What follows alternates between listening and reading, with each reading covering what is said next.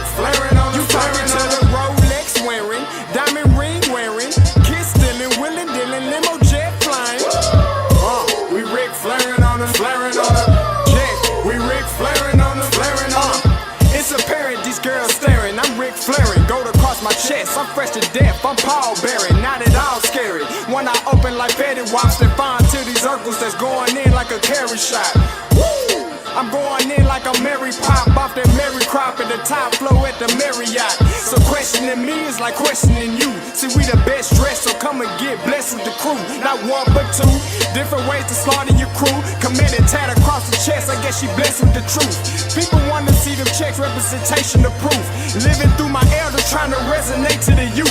But ain't nothing to get my flash on. Longevity is heavily embedded in my melanin. Layman terms, I last long. My grind repetitive, I'm smoother than real silk. Lyrical cash cow, who can't cry over spilled milk. We in here. You're talking to the Rolex wearing, diamond ring wearing, kiss stealing, willing dealing, limo jet flying.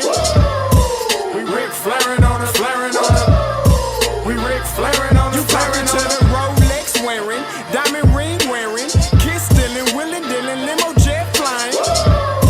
We Ric Flairin' on the We Ric Flairin' on the This ain't no normal situation, this preparation with greatness. Industry full of fakeness, it's really up for the taking. See, life is what happened to you, more so how you take it. Don't get stripped of your knowledge and mentally leave you naked. I like to live otherwise. I'm sorry that I'm fresh to death. I put the polo and apologize. See, black son, we ain't nothing like the mother guys. Quit to socialize, we organize, then we mobilize.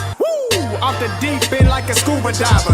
And no confusion, just keep it pushing like Uber drivers. Woo! Business fresh just like a supervisor in a Gucci visor. Can't find a smoother rhymer.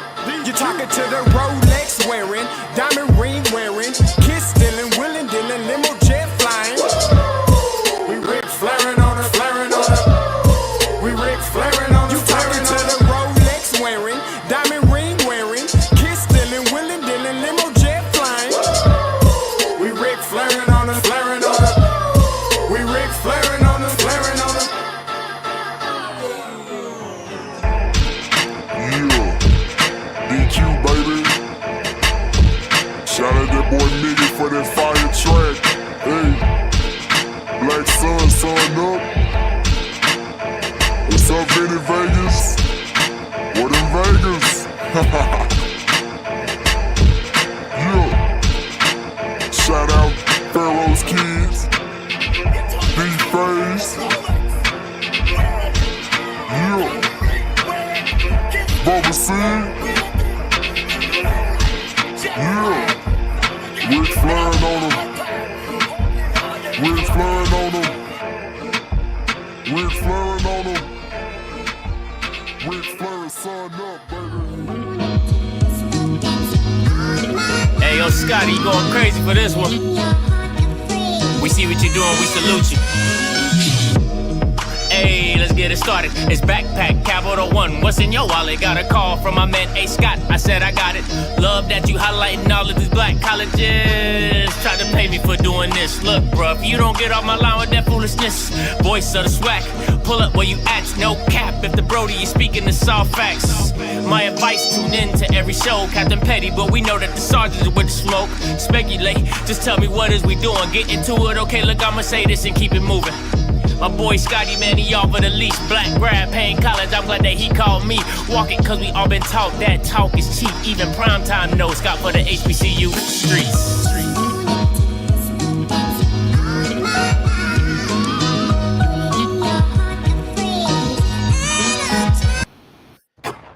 What is going on, everybody? It's your boy Scotty, man, back with another one. Hope you all are having a wonderful Thursday, man. Listen, we in here.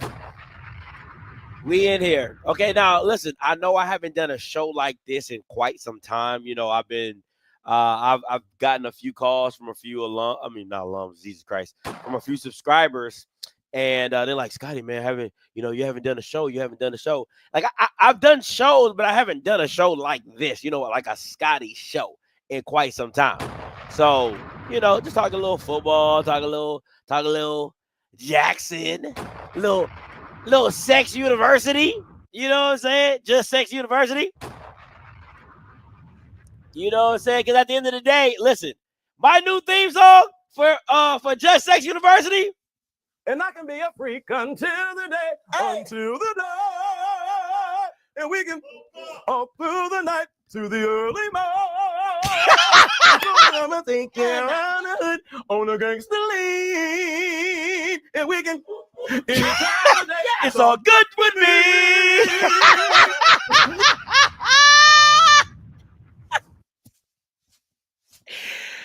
Oh, Jesus. Hey, listen. Freaky is what freaky does. Okay, hey, what Drake said? Freaky ass nigga heels. Hey, them boys out there freaky. I don't know what is in the water. They ain't got no water. I don't know what is whatever they drinking. Iced tea, lemon tea. Listen, and then they go and listen. People have been sending me the video by First Letter First. Shout out to him, man. He's Jack State through and through, right? But at the end of the day, listen, he like, oh, IHL, listen, IHL, NHL, DHL, them niggas freaking. They freaky. I don't give a damn what you say. IHL, NHL, DHL, them niggas freaky. Okay? It ain't. And I can be a freak until the day, until the day. And we can up through the night to the early morning. It's running on my thing around the way on against the lead. And we can, anytime of the day, it's all good with me.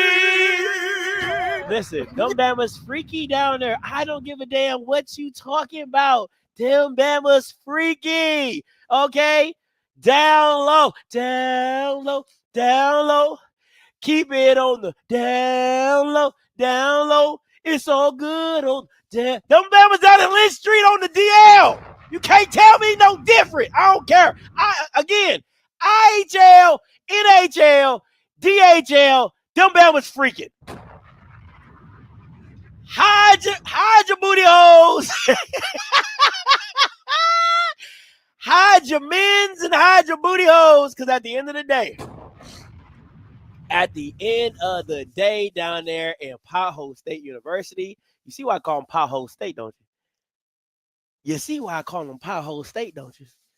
Okay. Anyway. All right. Listen. So listen, I would usually, this is how how I usually do it. I would usually save the Pothole State stuff for later in the show, but I ain't going to do that.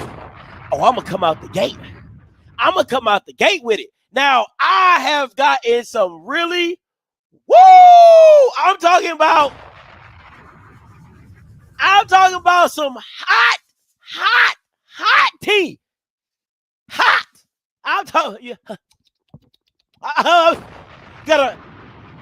would say you would have to blow on it, but that's in this situation, that's a little too much. Okay, a little too much. All right.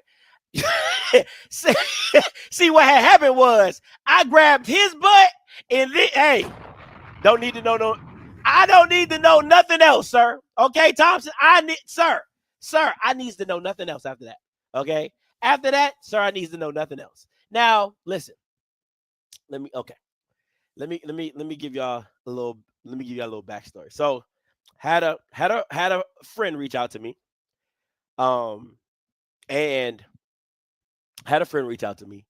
and he's like, Scotty, I didn't see the video. I said, my mind, what he said, I had seen the video. I said, nah, you lying.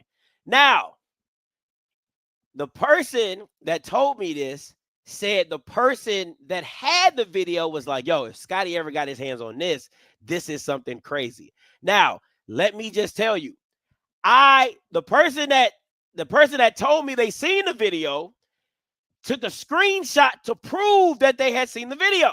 Now, the screenshot that I had seen, it was some parts blurred, but you got the gist of it. Okay? Like I'm telling you, the screenshot was enough. You didn't have to go no further. And let me just say this, okay? I can't say what I really want to say.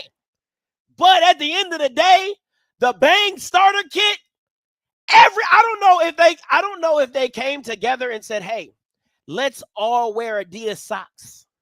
But in the picture, Everybody got on Adidas socks. And that's it. Ain't nothing else.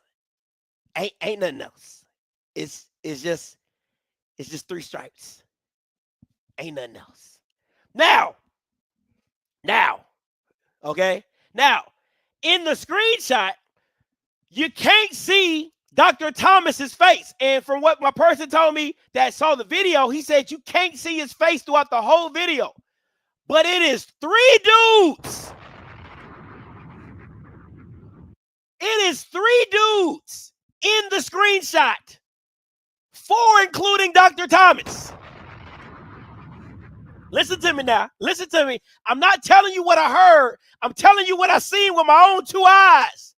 4 of them, because I got glasses. I'm telling you what I seen with my own 4 eyes, okay? It was a dude who had the camera, Johnson in hand. Okay, listen. I got to paint the picture for you. I know, listen. If you got kids around, send their ass to bed, okay? Cameraman got Johnson in hand, okay? Guy number 2 got Johnson in hand looking at guy with camera, okay? I'm telling you. Okay? Now, 3rd dude is Pound Town, okay? Okay? And Dr. Thomas is then proceeded to be on the bed, okay? Okay. That is what it is. That is what it is. Now, again, in the screenshot, right? You can't see anybody's Johnson because it's all blurred. Like, it's all blurred. They got all the X-rated parts, thank God, right? But all you see is that everybody got on Adidas socks. You can see that. Listen, branding, Adidas got branding galore, okay? If that video ever comes out, Adidas stock prices for the LGBTQ plus minus multiplication, they stop going through the roof, okay? Because they supporting it. It's like if you're a booty warrior, it starts your day with Adidas socks. That's all I'm gonna say right there. Adidas needs to come out with a whole promotion, okay? So that's what it was. Now, to give you further clarification, now, word on the street is this, right? That the 3 young men, they had this video 6 to 8 months prior, and he was paying their tuition. Listen to me now. He was paying their tuition. He then proceeded to say, I don't want to pay for y'all's tuition no more.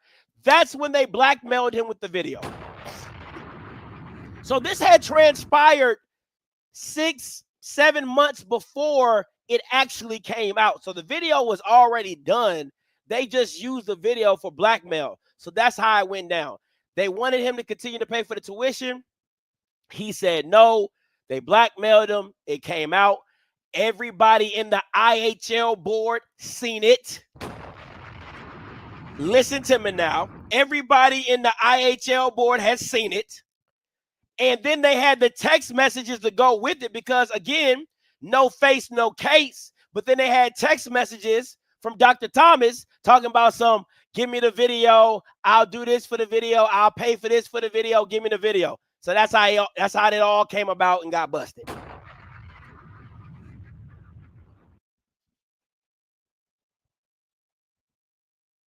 So again. And I can be a freak until the day, until the day. And we can boom, boom, all through the night to the early morning. It's morning, I'm thinking. And against the lead. And we can boom, boom. Any time of day, it's all good for me. I'm just telling you. Hey, listen. Don't kill the messenger. Don't kill the messenger. Hey. The Bama's freaky. Okay? The Bama's freaky down there in Paho State. I can't tell it. Listen, be very mindful. Just be very mindful when you're down there. Okay? Guard yourself. Okay? Stay strapped. They might stay strapped with something else, but you stay strapped. You protect yourself. Now, Now, at the end of the day, all right, I have heard some of the candidates for the new Jackson State president, right? The person that I think is going to get the job, I think Jackson will actually kind of rock with him. That's just me personally. But from what I heard, this is a high, listen now, very accomplished candidate, multiple businesses, okay? Has been in higher education, not too long, but has been in higher education, right?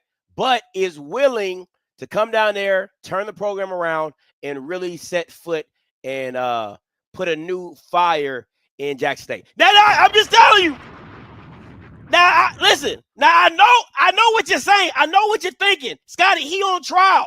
But the way the trial is going, I'm just telling you it's possible. It's possible. Okay? I'm just saying. He could get off the RICO and slide right in.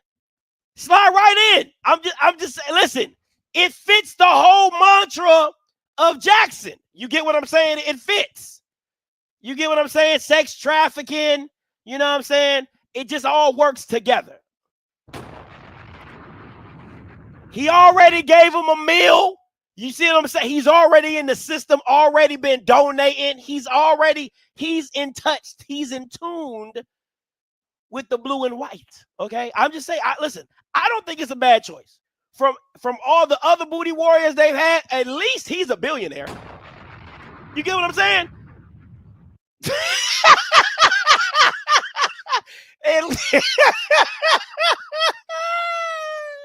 And I can be a freak until the day, and we can up through the night to the early morning.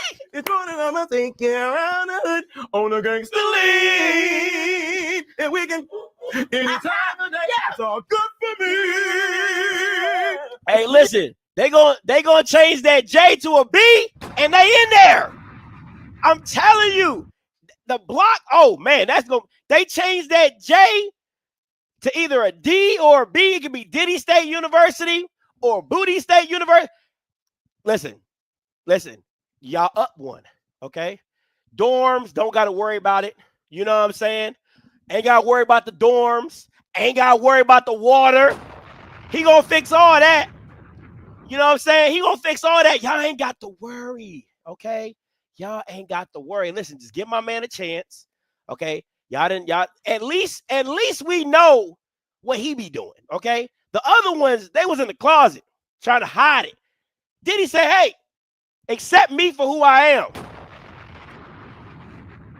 Okay? Accept me for who I am. Somebody say Booty Slayer University? What you looking for, man? Remote for what? Oh, I don't know. You know what I'm saying? The booty block.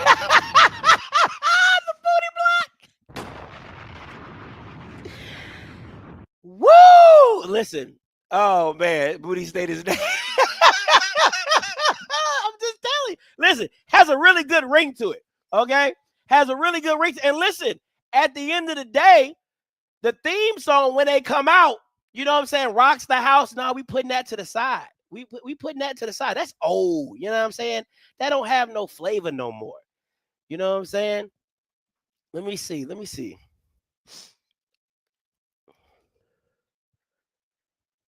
You know what I'm saying? They ain't got no flavor no more. When they run out on the field, when Jackson State runs out on the field, when Diddy comes up for his press conference, you know what we playing?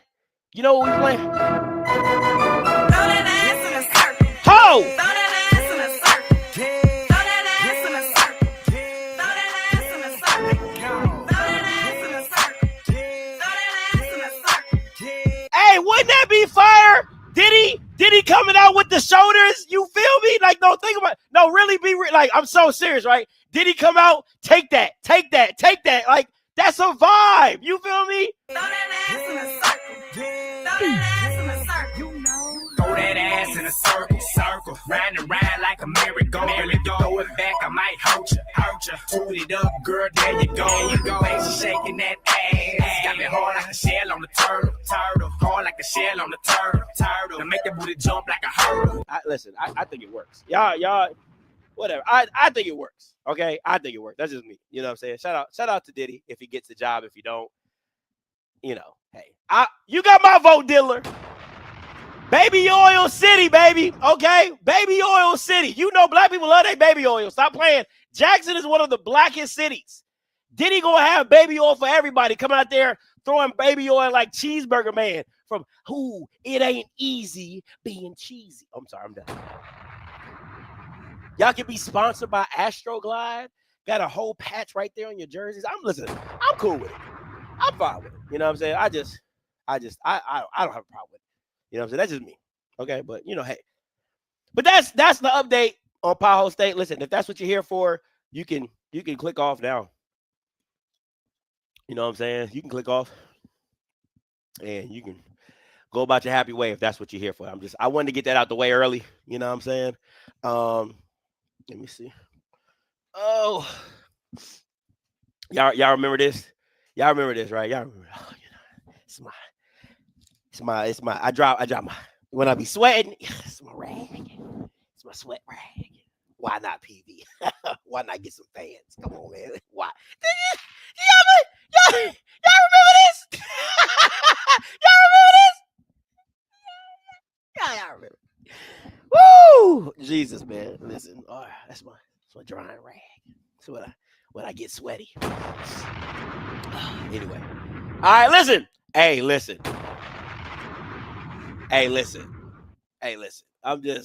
Listen. I love this. Okay. Shout out to San Antonio Holmes, new wide receiver coach at Central State. Now, I'm gonna be honest with you. The hire for the head coach, I was like, I was a little on it. But listen, if you're able to bring in San Antonio Holmes as a wide receiver coach, let me tell you something. San Antonio Holmes is on my radar. Okay?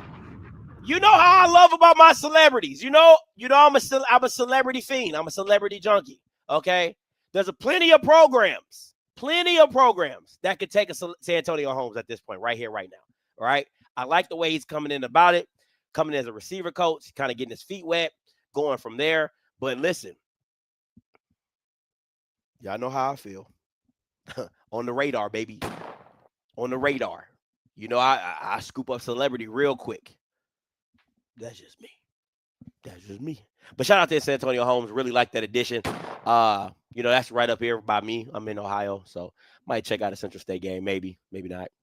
Depends on how I feel. Now, let's get into a little word on the street. Let's get a little word on the street.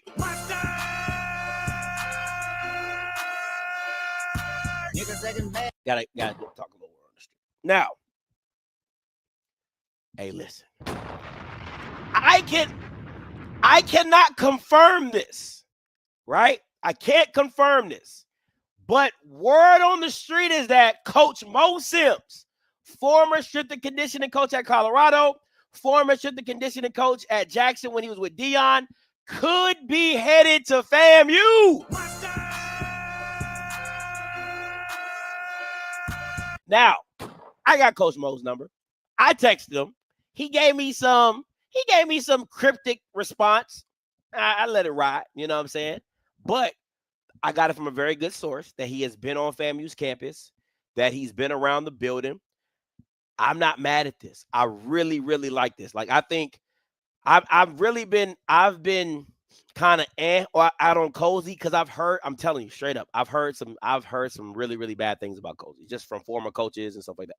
So I'm not the biggest fan of Cozy, but I do think Cozy is trying to put together a pretty good staff. I won't say great. I think pretty good.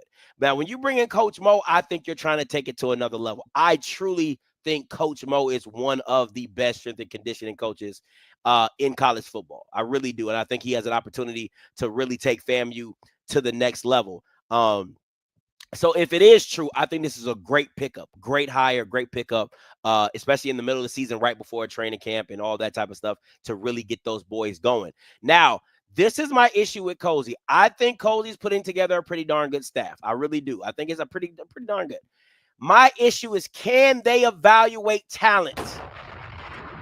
That is the whole thing to this, because Willie Simmons was a great evaluator of talent, as well as Willie Simmons was able to talk to the knuckleheads, get them in the building, and have them produce.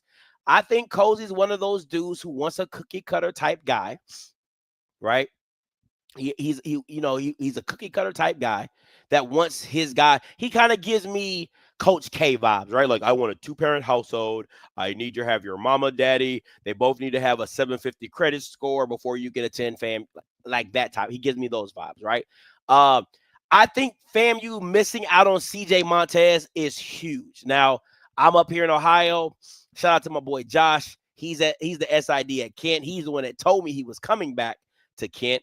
Word on the street is that they dropped a mean bag for him. I think about $30,000-$40,000 to get him to come back to Kent. So he dipped. Right now, I'm gonna keep it a buck. And I'm telling you right now, I just feel this.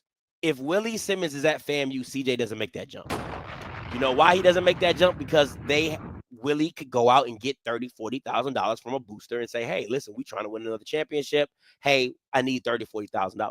Cozy cannot do that because the Bama lost the Valley, right? So you can't trust anything that he's giving you or producing, because you're like, dog, you lost the Valley, right? Like if I give you $30,000 or $40,000, can you guarantee me that we're going to a SWAC championship? And Cozy cannot. He just can't. He's not in the position to do so, right? So I'm a little up in the air with it. I still think that this is a great hire. I still think he's building a great staff. But I'm telling you right now, Cozy, you better be looking over your shoulder. You better be looking over your shoulder. Because if I know Angela like I know Angela, she got a short list for you, my boy. And if I'm Angela, I'm calling Teddy Bridgewater now. I'm priming Teddy Bridgewater just in case if your Ninja Turtle ass don't get the job done. I'm telling you that right now. Seriously, okay? Right here, right now, I got Teddy Bridgewater on speed dial. I'm already talking to him and letting him know if anything goes wrong, you're my guy. Just like she had Charlie Ward on speed dial. You feel me? So, again, Cozy, you better be looking over your shoulder, right? What's that? Just look over your shoulders, honey. I'm telling you, look, boy, it's coming. Okay? No Diddy. It's coming. So, don't get lose a couple games this year. Lose a couple games at Bragg. Your ass is grass. Okay? And all this new staff you've been putting together, all they asses is grass too. So, just want to make that very clear. But if I'm Angela Suggs, I'm definitely finding a way to get in contact with Teddy Bridgewater. I'm definitely finding a way to get him on. Hey, listen, because again, the race to Teddy Bridgewater is on, right? You got Bethune-Cookman and light-skinned AD down there, the basketball coach. He know Little Bill fired, okay? Like, Little Bill is ass. Everybody know Little Bill is ass. I don't even know how he made it to the end of his contract, if we're being honest, right? And shout out to Hale Wildcats, who I told you on Twitter that the Bama was going to be ass. Told you that numerous times. And you was like, oh, no, give him to yeah, he sucks. Anyway, right? So it's really a race to Teddy Bridgewater. Is he going to go to Bethune or is he going to go to FAM? And Angela cannot let Cozy stop the opportunity to get Teddy Bridgewater. She can't. He's not that relevant enough. He's not that.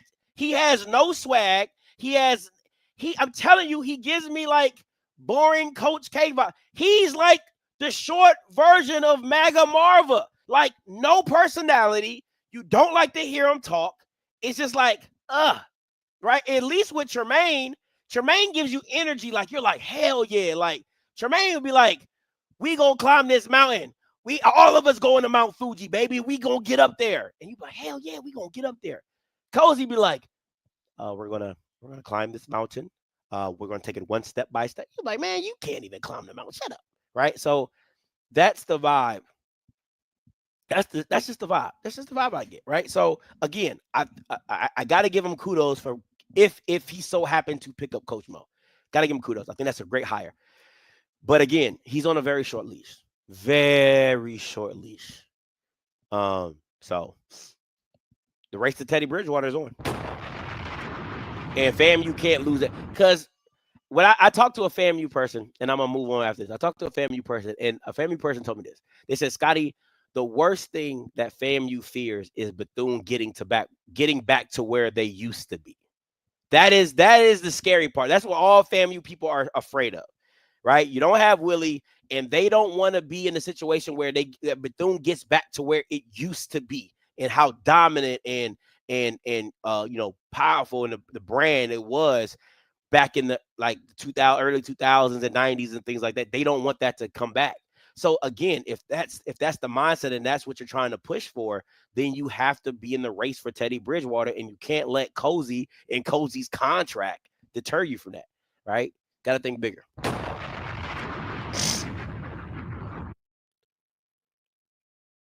See, she saw it.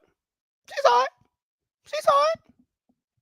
Right? So it is what it is, right? It is what it is. Now,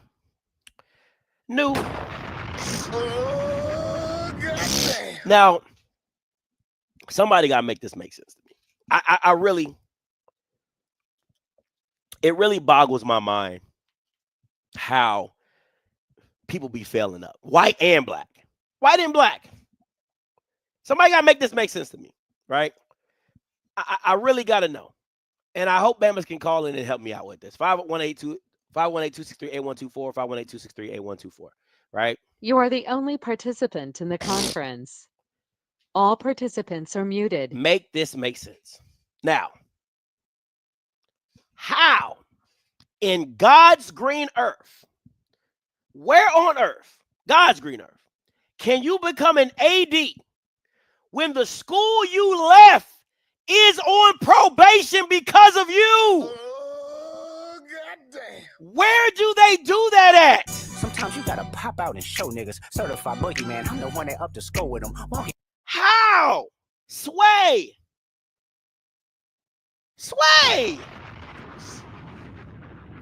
I just got a text from one of my sources. It's confirmed he's already on campus. He starts on Saturday. Shout out to Coach Mo for the job.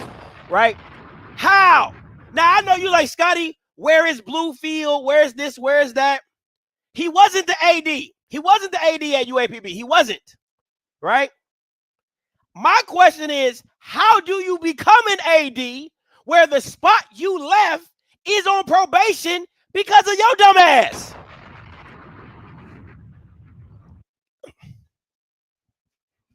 Don't worry, I'll wait. You read the title, then read underneath the title, and somebody explain to me how he went from being the compliance director, where UAPB, I don't give a damn if he went D2. He shouldn't be hired at NAIA. Bro, you couldn't do your job as a compliance director. Why in the blue hell would I give you the athletics director? He's the reason UAPB is on probation right here, right now. I don't care what you're talking about. That is failing up. I don't give a damn that you went down to D2. That's a bullet. That's a resume bullet. You went from a compliance director at D1, where your previous institution is on probation currently because of your dumb ass, and then you got a resume bullet to become an athletic director at Bluefield. Come on, man. Really?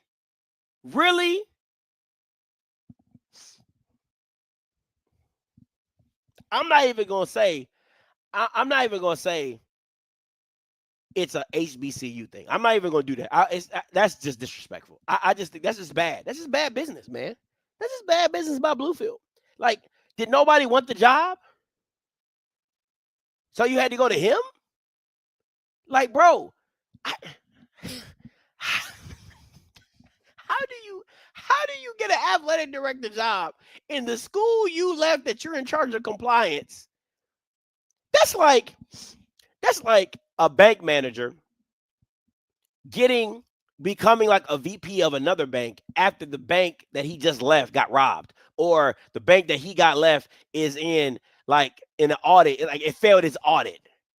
You get what I'm like? It doesn't make any sense. It doesn't make any sense. That's the part to me. I'm like, how? And see, stuff like this goes under radar, undercover. You know, you be like, oh, he just moves on and does it, and nobody talks about it. Nobody really speaks on it. And he goes on with his career all willy-nilly, you know, moving down, moving up, whatever. Bro, you got to be held accountable. You got kids back at UAPB that are not going to be able to go to a postseason because, and I'm not saying UAPB was going to go to a postseason. It is the principle of the fact that you left your institution worse than when you got it, and you got an athletic job. I don't care if I don't give a damn if it's in Saskatchewan, Canada. You should not have been able to move up in position. The title is what matters in this day and age.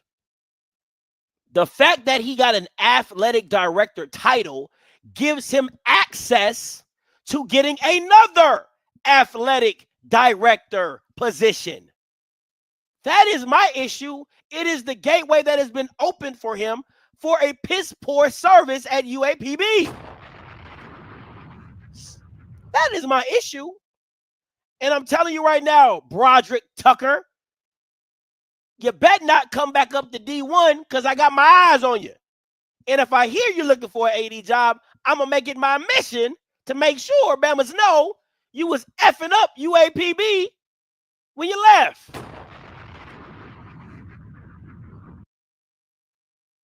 Period. Closed caption.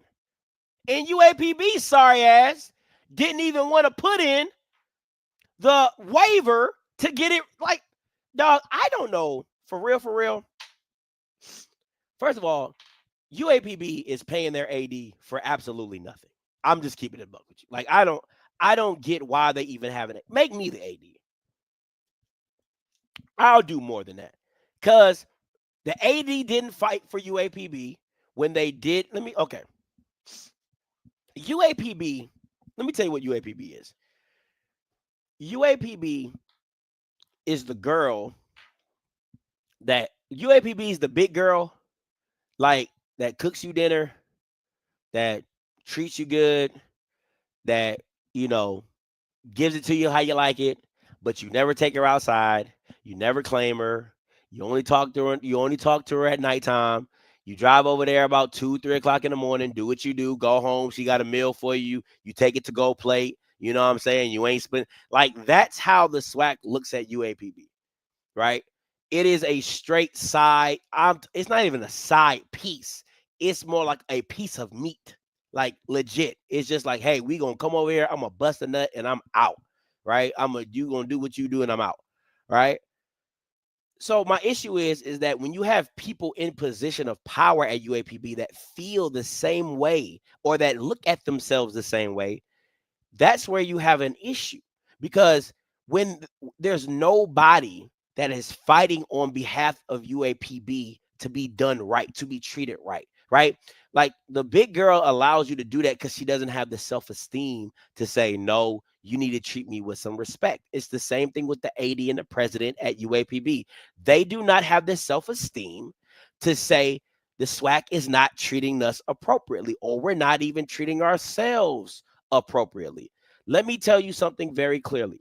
I know for a fact, and you guys can say whatever you want, I know for a fact that Dr. McClellan FaceTimed, listen to me now, Dr. McClellan FaceTimed Coach Hampton, players on the team, captains on the team, and told them We have proof that Jackson State cheated and got your information, but we can't do anything about it. No official report. Coach Hampton didn't fight it. The AD didn't fight it. They didn't report anything. So that's how Jackson State gets off scot-free, right? Same thing with this APR situation. They don't go and say, hey, NCAA, we want a waiver or we want this. Because again, you're saying we're UAPB. Nobody cares about us. Nobody cares that we got a postseason ban because nobody thinks we're going to the postseason. Nobody cares about us having APR issues because nobody thinks we're going to win anything. But the fact of the matter is, if you don't have any self-respect for yourself or for your program, why the fuck are you even trying? Just go to Division II and just play your hearts out. Just be irrelevant in Division II. Don't try to be a D1 program and don't care about yourself, right? That's where UAPB is at. And I feel for any coach that has to deal with the lack of support from administration from UAPB because they look at themselves as the redheaded stepchild. Or, you know what I'm saying, the kid that pretty much like Oliver from the movie Oliver, like, can I have some more, right? Like, it's just like they're treated like orphans. They're treated like orphans. So at the end of the day, it's sad to see that the people in the highest positions aren't fighting for the kids that they want to come to their institution and play athletics for. It just is sad. It really is, right? So it is what it is, man. It is what it is at the end of the day. I feel for the coaches at UAPB, the football coaches especially. I like what, Hampton was building last year. Hopefully he can come back and make it somewhat, a competitive season or fight or be a spoiler to somebody. But it's sad when your AD and your president and nobody else is really fighting for you. Shout out to the baseball team, though. Shout out to the coach, the UAPB baseball team. They doing their thing. They actually doing something. So shout out to them. All right. Last thing. Let's talk a little transfer portal. All right. Let's talk a little transfer portal. Now. Oh, goddamn. Can somebody explain this to me? Can somebody explain this to me? Like, unless you got this kid switching positions, really? Like,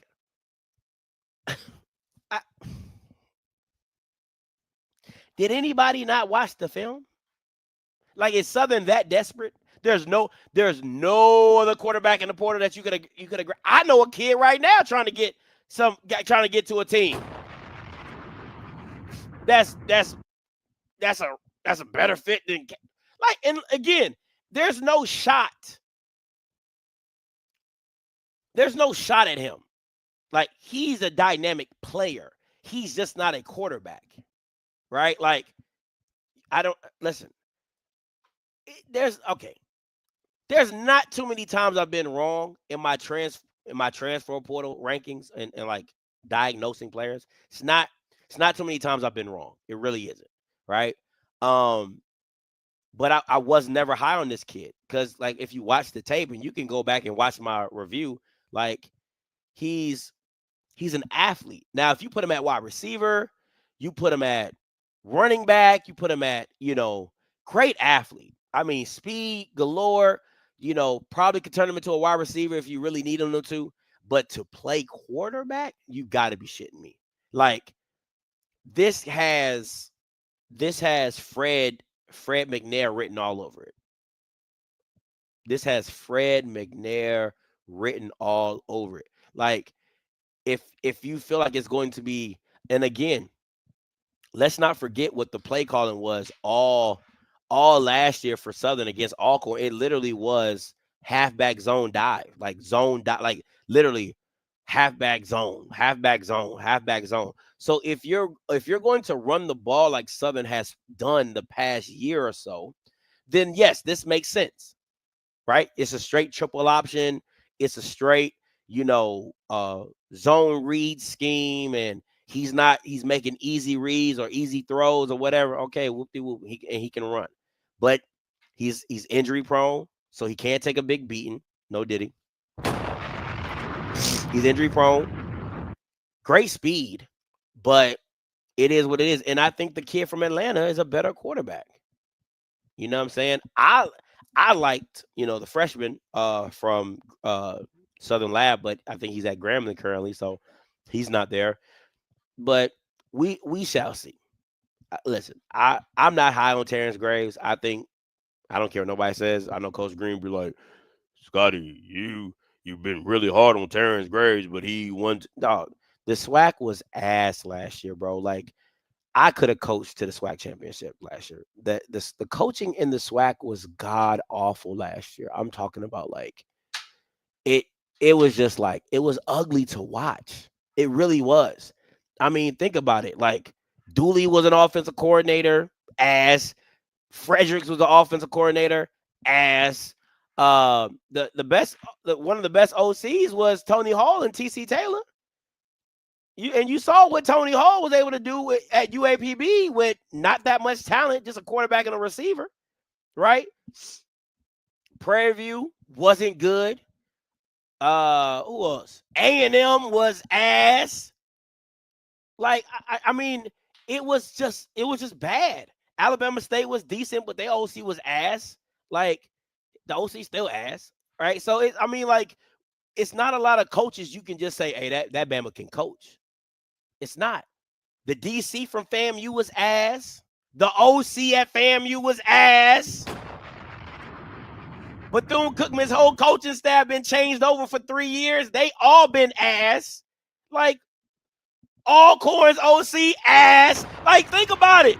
It was nobody to work. Like, literally, I could show up with a 12U Pop Warner team, and the only team that probably would have beat me last year was Jackson, FAM, Alabama State. Southern probably would have beat us on a punt return. You know what I'm saying? Like on a last second punt return. It was bad football. It was really bad football. Didn't you just hear me say FAMU's DC was ass, right? So it was rough. You know what? Texas Southern, I'll say this about Texas Southern. They weren't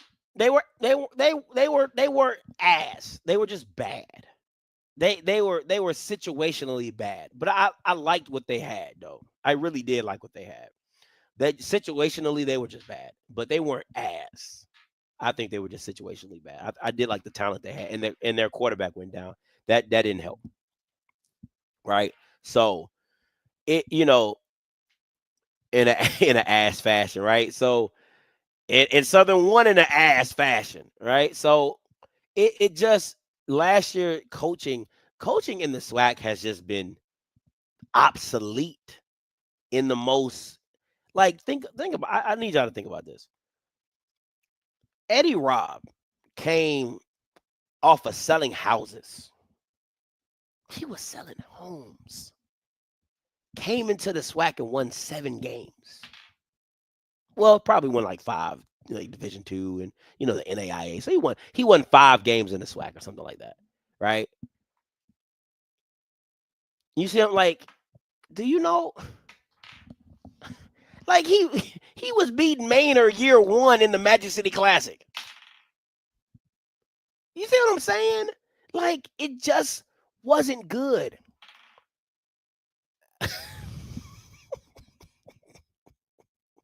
It just wasn't good. And then you give longtime assistants like Terrence Graves jobs who all he does is hire AARP members on his staff. So everybody on their staff is like 50 and up. Who out here really recruiting? Them Bamas are in the bed at like 6:30, 7 o'clock. Gotta watch my soaps. You see what I'm saying? Like, it was such a lazy hire. Terrence Graves was such a I need y'all to, I'm sorry. Out of all the coaches in the world, right? Because there's a lot of coaches. You give Terrence Graves the job because in the Bayou Classic, which has been asked for the last 4 years, he won on both sides of the field. I need y'all to think about that. You gave a head coaching position to a guy, and his only resume, like his only starlight resume, is because he won the Bayou Classic on both sides of the. Come on, man. He went to the chip, dog. Dooley and Graves both backdoored their way into a championship. Like, are you kidding me right now? He should have lost to Texas Southern. Now y'all got me pissed. Who did they even really beat? Like, what winning team? Who did they actually beat? Honestly, let's look at this schedule. Cause y'all pissing me off. Cause you gotta be, oh man, they went to the championship. Yeah, okay. Yeah, all right.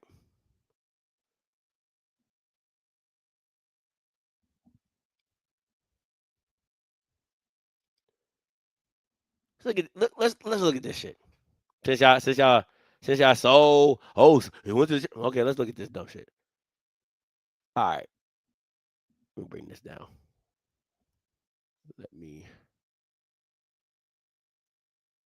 All right. 21-7. Mollywop by your rival. You barely beat Prairie View. You get mollywop by Nichols. You barely beat Texas Southern. You beat Alcorn. You lose the Fam. You barely beat A&M. You barely beat Bethune. You beat UAPB. You beat Grambling, and you're in the SWAC championship. Come on, bro. Like, what are we doing? Really? This is what y'all bragging about? You beat two of the worst teams in the conference, Bethune and UAPB.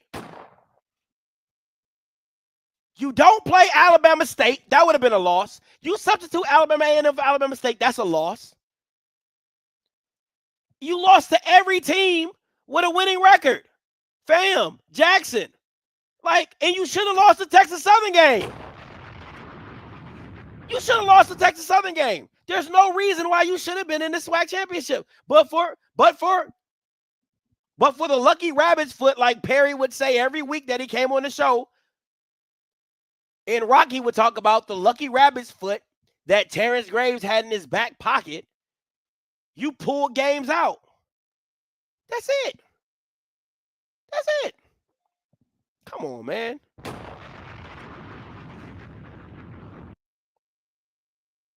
Let's look at this guy.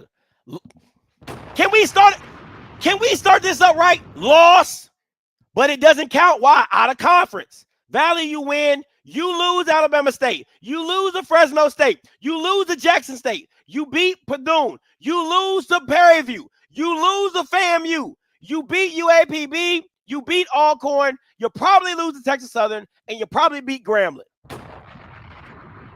There ain't no SWAC championship. Okay? It ain't none. You're getting, let me see, one loss. Let me see how many games you got. 1, 2, 3, 4, 5, 6, 7, 8, 9, 10, 11, 12. You got 12 games. You lose 1. You lose 2. You lose 3. You lose 4. You lose 5. You lose 6. You're going to lose 7 games. 6. You're going to either be 6-6 or 6 and you're either going to be 6-6 or 5-7. That's where you at right now. That's where you at right now. That's where you at right now. And the Bayou Classic don't even matter. It hasn't mattered in the last 4 freaking years. It doesn't matter. So I don't even care about that game. right? So again, come on, man. Like, this is a real schedule, and you're gonna get dog walked. You're gonna get dog walked. Talking about something.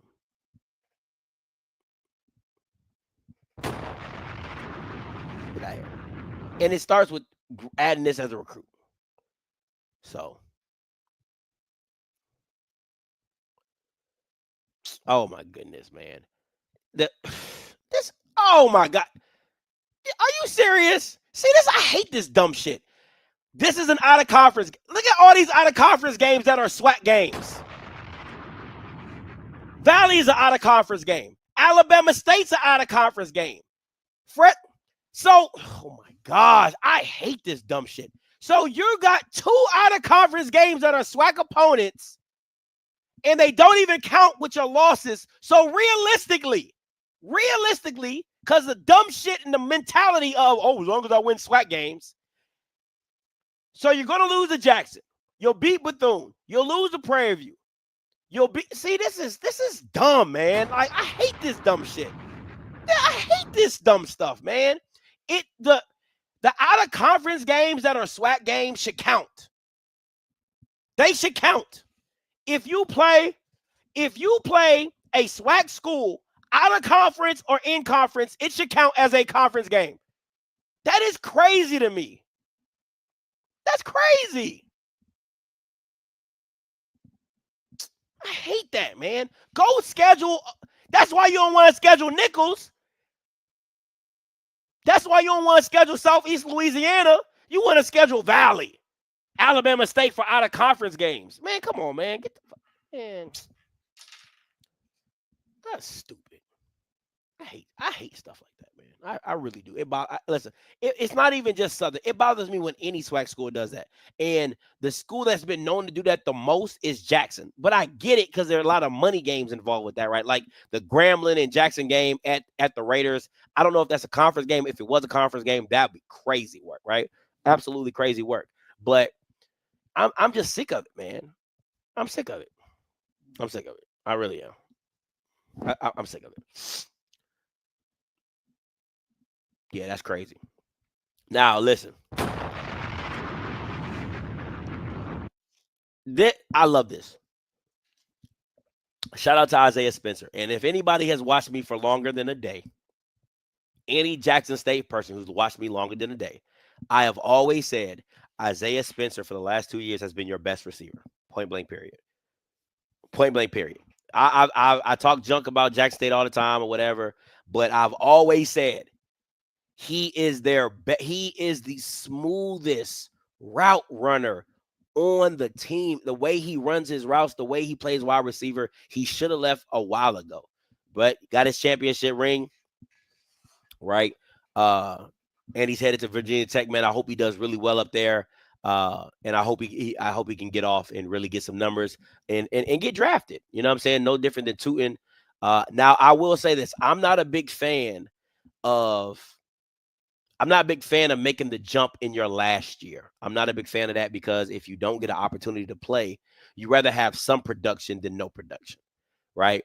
But if he has an opportunity to play, he gets some production, absolutely. But I always think if you make that jump, you always want to have a buffer year just in case if anything goes wrong, an injury, or, you know, like you're not getting accustomed to the system, and coach changes or anything right there. So you just want that buffer year to kind of give you, he has 2 years left. Oh, that's awesome. If he has 2 years left, that's awesome.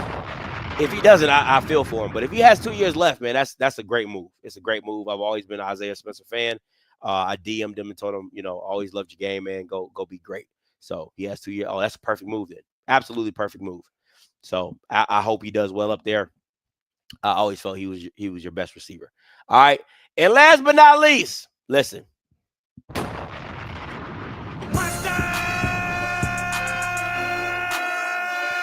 Hey, listen. This is the pickup of the freaking portal right here. This is the pick. Now, I'm not gonna lie to you. I text Coach Kent Evans and I text Coach Ma. And I said, bro, I thought y'all been like, I ain't gonna lie to you. Alabama A&M been so low key. I thought they were just throwing in the towel. I was like, you know what? They know they ain't about to do nothing for the first year. They throwing in the towel. They just like, hey, whatever. This pickup is absolutely huge. You're talking about day one, right? Listen, I love my boy Andrew. You're talking about day one, best quarterback in the SWAC. Like preseason pick, like if you're voting for preseason player of the year, it's Mekhi Hagans, and it's not even close. It's not even close.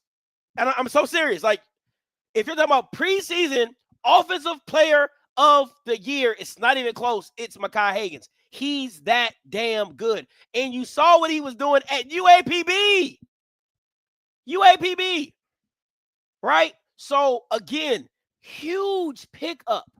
He was at Lamar. Everybody thought he was going to go to Lamar. I was hoping he stayed in the SWAC. I was hoping he went to FAMU. You know what I'm saying? But that's neither here nor there. It is what it is. But I absolutely love this pickup by Alabama A&M. I think it's absolutely amazing. Hope he gets a chance to start. I'll say this, though. I know a lot of people probably won't say this, but I'll say this. I think A&M probably has the best quarterback room in the SWAC. Honestly, when you add Quad Brown and Mekhi Hagans, they're probably the most talented. I won't say the best. They're probably the most talented quarterback room in the SWAC, just off pure talent of just arm talent, the ability, the playmaking ability, the tape that they have. Quad playing at Georgia State, Mekhi Hagans playing at UAPB, having those games against Tennessee State, and having those multiple games against Prairie View and things like that. In the production they've had, they really have a true battle for QB1 in that room. So it is probably the most talented quarterback room from what we've just seen, right? Like, we don't know what Prairie View is going to look like. We don't know what Valley is going to look like. We don't know if Andrew's going to get the start at Alabama State. We don't know what FAMU is going to look like. We don't know what a lot of these teams are going to look like. But just based off production and what we've seen on tape and ability-wise, Mekhi Hagans and Quad Brown are probably the two best quarterbacks talent-wise in the SWAC. Is that really good? Now, I know you guys are asking me about Shamar Savage. Listen, you know I love Shamar Savage. I think Prairie View did him a disservice. I think it's a huge pickup. When I heard Shamar Savage went to Jackson State, I was like, oh my God, like, how did that happen? Like, he played in the Legacy Bowl, right? This is my thing. This is my caveat, okay? This is what I don't, because y'all be like, oh, Scotty, as soon as you come to Jackson State, y'all, you think he's not good. No, Shamar Savage is an absolute dog. Like, Shamar Savage is an absolute dog. The only issue that I have is that TC Taylor is a run-first scheme. Jacobian Morgan is not a quarterback that slings the ball around the yard. So, to me, if I'm Shamar Savage, I don't think that's the best fit for me. I think it's a good fit to win, and he might just be in a position where now he just wants to win, get a couple catches, probably get a couple catches here and there and do his thing. I get that, right? I get that. But TC Taylor is not producing a 1,000-yard receiver. I don't believe it is. I don't believe his system as is right now is going to produce a 1,000-yard receiver, right? Even with the Valley kid, even with Shamar Savage, I think those are great weapons to have. I love the Valley kid that you picked up. I love Shamar Savage. I think that's a great wide receiver room that you have, right? You can have Shamar as your X. You can have the Valley kid as your slot. I think that's very dynamic. But if the system is the same as last year, because you can't tell me that you're not going to run the ball when you got Ahmad Miller, you got the freshman of them is not going to be a run-first team when you have the talent in the backfield like you do. Now, does it hurt? Like again, if it's Willie Simmons, right? If it's Willie Simmons, you kind of know what it is. No matter how talented the back is, no matter how good the back is, you know Willie Simmons wants to throw the ball. That is not TC Taylor. It's not TC Taylor. Let's just call it. Listen, this isn't no Jackson State hate. This is a straight football. We're just talking football, right? That at this point in time, right here, right now, he is a listen, let's get the win. And there's nothing wrong with that. It's nothing. I'm being. It's nothing wrong with that. Hey, let's go dominate. Let's go get the win, right?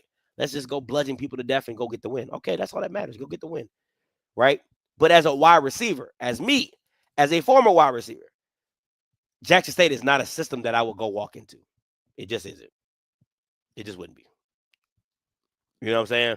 So again, TC Taylor's offense is not a throw first system. That's all I'm saying. I'm not saying he doesn't throw the ball. I'm not saying he won't throw the ball. All I'm saying is TC Taylor is not producing his offense right here, right now with Jacoby and Morgan, in my personal opinion, is not producing a 1,000-yard receiver. It's not. Which I believe clearly the kid from Valley is and was a 1,000-yard receiver, which I believe Shamar Savage could be a 1,000-yard receiver, right? So again, to have either 2,000-yard receivers or even have a receiver with 1,000 and then maybe the next guy gets 5 or 6, you got to throw the ball and you got to throw it a lot. And I just don't believe. And they got Fortillion. You see what I'm saying? Like, again, it's a great room to have. I'm not mad at it, right? I think you make Fortillion your possession guy. You make Shamar and the Valley kid your over the top or in between guy. It's not a bad room at all. It's very talented, right? And like somebody said, probably the best wide receiver room in the SWAC, just production wise, right? You got a 1,000-yard receiver. You got Shamar Savage, who runs probably a 4.5, 4.6, tall as hell, long stride runner, right? And then you got Fortillion, who's a big body, go up and get it type of guy, right? Not going to kill you with the speed, but kill you. He's like a Mohamed Sanu, right? He's like a Mohamed Sanu, right? So to me, again, I'm not saying it's a problem. It's great to have weapons. It's great to have as many weapons as possible because you have to worry about all the weapons that you have. That's part of football, right? The more weapons that I have, the more you have to game plan for my weapons, right? And is this Aubrey Miller or is this another Aubrey? But anyway, if it is Aubrey Miller, shout out to Aubrey Miller. If you're not Aubrey Miller, then okay, whatever. But right, so you have all these guys, and listen, I'm a fan of Ahmad. I think Ahmad, to me, listen, I'm gonna just keep. I think the freshman kid is a scat back, which I love. He has Willie Quinn in him and stuff like that. I agree. But I like Ahmad. I think Ahmad is he's the thumper. He's the bruiser. He's that guy that can get you going, the 5, the 3, the 4. I like Ahmad. I like the way he runs the ball. He runs the ball tough and aggressive. I'm about to hit the hole, Lord Jesus, right? Excuse me. The whole house is sick. So if you see me like wiping my nose, I got a runny nose. But, it's all those things, right? So again, there's nothing wrong with having weapons. And I think that Jackson State has a galore weapons, galore. And that's the best benefit, right? Because if you decide to take anything away, I got to counter to it. And that's all you want in football, right? You want to take away my running game? Okay, cool. I got Savage, I got Fortillion, I got the Valley kid. How you want it? You know what I'm saying? And anybody can go off at any given time, right? So you ain't got enough DBs. You ain't got enough DBs to cover all the guys that I have, right? But then again, you also have to account for Jacoby and how he plays the game and how he sees the field and how he throws it, right? So, and Jency if he's healthy, right? So it's, again, talent is not the problem. And it's no hate. I'm not saying anything. Like, I'm giving you your kudos. I think you have a really, really talented team. You really do. My only issue is we're talking about receiver. And as a receiver, I would not go to Jackson because you don't throw the ball enough for me. That's it. That's my only gripe. It's not to say TC can't call plays. It's not to say TC can't do this. It's not to say your team can't do that. I'm not saying any of that. All I'm saying is me as a former wide receiver, there's no possible way in hell you would make me sign with Jackson State with the scheme that I saw last year and the scheme that I think you're bringing back this year. Because you can't tell me Jacoby and Morgan has made so many leaps and bounds that now he's going to throw the ball 30 to 35 times a game. It's not going to happen. They're going to play a very balanced offense, which is not bad. It's not bad. It's great. But for me, I want to throw the ball. Give me, I want about 10 catches a game. I want about 10 attempts, 10 targets. Give me 10 targets a game as a wide receiver. You see what I'm saying? And that's why, honestly, that's why Isaiah Spencer had to leave. That's why he had to leave. Like, the room was deep. That's one. I still think he's better than listen, I'll take Isaiah Spencer over everybody. Outside of the Valley kid, I really like the Valley kid. He's just height deficient, but I really like him a lot. Right. But Isaiah Spencer is better than all of them. Outside of the Valley kid, I think him and the Valley kid, if the Valley kid was the same height as Isaiah Spencer, that Valley kid would be crazy. But he makes the jump, which I believe he's capable of doing. I believe he's going to be successful at that level, right? So, but again, it's not a bad place to be at if you're Jackson State, to where you have a very deep wide receiver room, a very deep running back room, and however your offensive line looks like. What Offscript know about Willie Quinn? All right, it's the same OC though. We unfortunately know the shit. Yeah, I mean, Nate Rimber. Thank you, Nate. Apologies, Nate. I just called you the Valley kid, but apologies, Nate. Very talented kid, by the way. Right? Shout out to you, Spotlight. Haven't seen you in a while, man. Hope everything's going. Hope your daughter's doing well as well, man. Hope you're doing well. So just those things, right? But again, I'll tell you who I'm excited to see. I'm excited. First of all, I'm excited to see what A&M is going to look like. I've always been a fan of Kitten Evans, because Kitten Evans was back in the days of the early UAPB. The early UAPB spring years, right? He was Skylar Perry's coach, right? So, like, you got that aspect of it. I like Kitten Evans. I can't wait to see what he looks like in the SWAC again as the offensive coordinator. Or is it the quarterback coach? I think he's just the quarterback coach. I don't know if he's the OC, but in quarters. I want to see what A&M. I really am excited to see what Prairie View looks like. That's the team that I really can't wait to see what the scheme that they're bringing, the mindset. Is it air raid? Is it spread? Is it power formation? Is it running formation? I'm curious to see what that looks like. I'm curious to see what Alabama State looks like. They've always gave teams fits with their defense and their offense.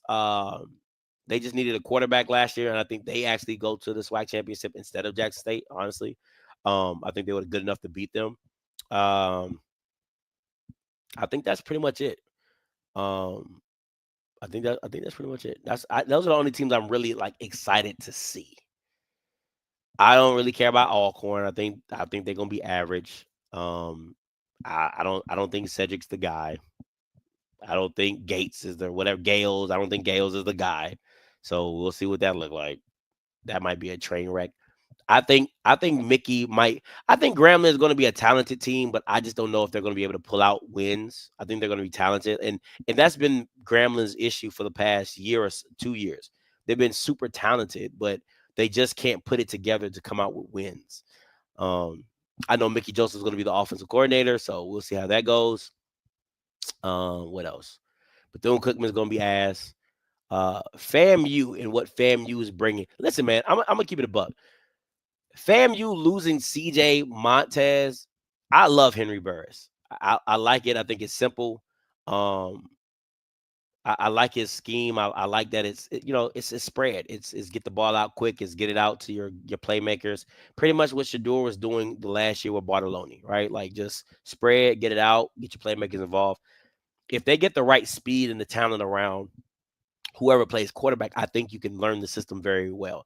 The only issue is CJ Montez would have gave you the security blanket of the production and the stability at the position. And again, there is no Willie Simmons in the building, so there's nobody you can trust to evaluate quarterbacks. Listen, you can like Henry Burris all you want. What quarterback has he evaluated at the Division I level, right? So it's not to say he can't do it. We just haven't seen it.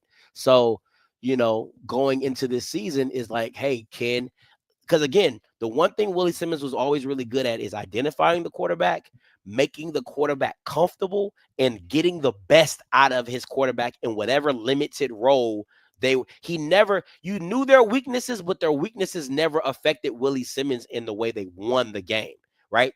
He would always coach around the weaknesses of understanding what his quarterback could and could not do and set it up accordingly. Again, can Henry and Cozy can they identify a quarterback? Can they develop a quarterback? And can they call plays to get that quarterback comfortable? That is the key to the recipe. And there's nobody in the building right here, right now, that I trust to do that. Because that's what it's really going to come down to in the SWAC is, do you trust your quarterback? Do you have a quarterback that you can trust, right? So, again, and I think with Prairie View, I think the stability, I think with Shade and Tremaine, what they give you is a staff stability, right? A staff stability is everybody knows, everybody's on one accord to go this way, right? The way we won at Division II, because I'm gonna tell you straight up, there's not a lot of SWAC teams that could have went down to Division II in that Valdosta League and actually came out as champions. Okay, that Gulf Soft Conference, whatever they call themselves, the GSC down there, it ain't too many SWAC teams that have went down there and won. I'm just keeping it a buck with you. I don't care what y'all talking about. It ain't too many of y'all. All right, Southern would have lost. Bethune would have lost because they lost to Clark Atlanta, so you know they would have lost.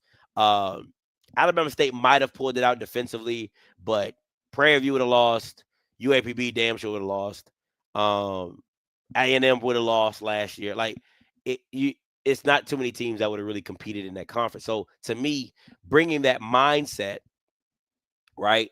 Bringing that mindset to a Prairie View, bringing that mindset from Miles and what he built at Miles to an Alabama A&M, they have a formula. They have a system that they feel and they think that works. Now they all are on the same page and they're going to move towards the same goal. I think that's a great play for Prairie View and A&M. I really do. I think that's a great. It's not guys coming up there and getting a bunch of guys that don't know. No, they brought their staff with them, most of them anyway, and they're making the jump with their guys, and they want to win with their guys, right? So I think that will help them in the. I think that helped them in the process of being competitive in the SWAC. Because at the end of the day, I just want a competitive SWAC. That's really, listen, man, whoever wins, wins. But at the end of the day, can I just get competitive games to where it ain't no blowout? It ain't a situation to where everybody feels like a Valley in Jackson or a FAMU. Can't even say FAMU and Valley because Valley beat their ass. So, or like a FAMU and Bethune or whatever, or Bethune versus Alabama State, whatever, right? Like there shouldn't be just no flat out. Yes, everybody gets blown out every now and again, but I just want competitive games to where it's like touchdown, 10 points. It could have went either way. Play here, play there. Call here, call there. That's what I'm looking for in the SWAC. I'm not looking for all world football, but goddamn, can I get some damn coaching, right? Can I get some adjustments? Can I get some audibles? That's what I'm looking for in this season, and hopefully we get it. Because if we don't, I'm gonna call that shit all out, flat out. So. But Prairie View, I'm really curious to see what you guys will look like. Let me see who y'all first game is before I get up out of here.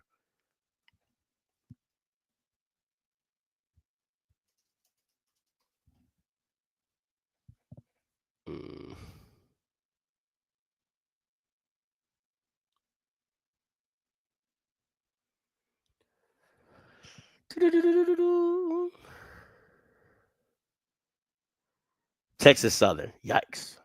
Out the gate. Jesus Christ. Yikes. Yeah. I think for me, it's the 3 out of conference games. The Northwestern State, the Rice, and Rio Grande. That should be an easy win. But I want to see what these games look like before they start SWAC play. They have a really easy schedule. Jesus Christ, they have an easy schedule. They should be 1, 2, 3, 4, 5, 6, 7, 8, 9, 10. They should be 10-2. And the only loss could be Alabama State, and that's at Prairie View. Yeah, if Prairie View don't win 10 games, I don't know what to tell you. This is about as easy as a schedule you can. Yeah, this is about as easy as a schedule you can have, flat out. You know what I'm saying? So that schedule is super easy. That's one of them old Dooley schedules. They should be 10-2. No, the floor should be 9-3 for Prairie View. If I'm Prairie View, that floor should be 9-3. You don't play Fam. You don't play Jackson. I mean, damn. I mean, easy. This is an easy schedule. Yeah, I mean, Southern's not scary. Alcorn's not scary. A&M should be a really good game because I think Sam Shade is going to be a good coach. But 9-3 should be the floor. You know what I'm saying? 9-3 should be the floor for Prairie View, for real.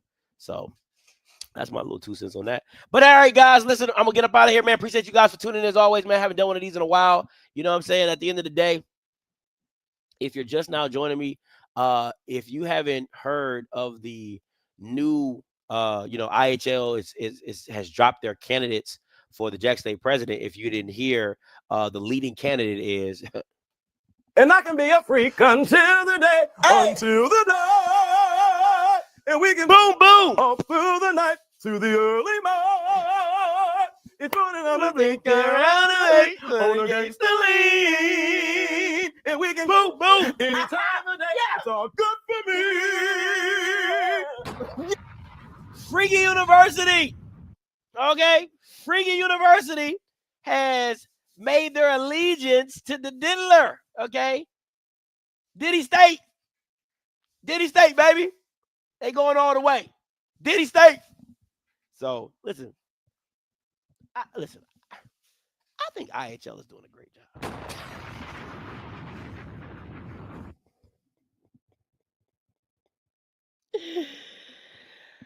I think IHL is doing a great job. Okay. I don't know what the issue is. Okay. I think the candidates have been candidating. Okay, that's just all my thing. Oh, listen. Oh man. And they have a new theme song, when Diddy comes out, you know what I'm saying? It's pretty popular. You probably heard of it, you know what I'm saying? But when Diddy comes out and he takes the podium, he speaks to that Diddy State University for the one time.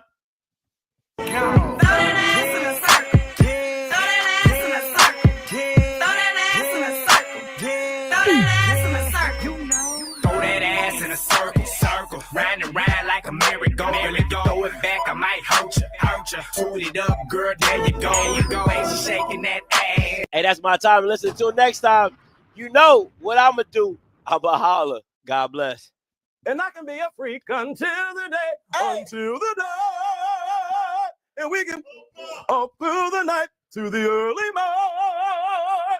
It's running on the thinking around the way on against the lead.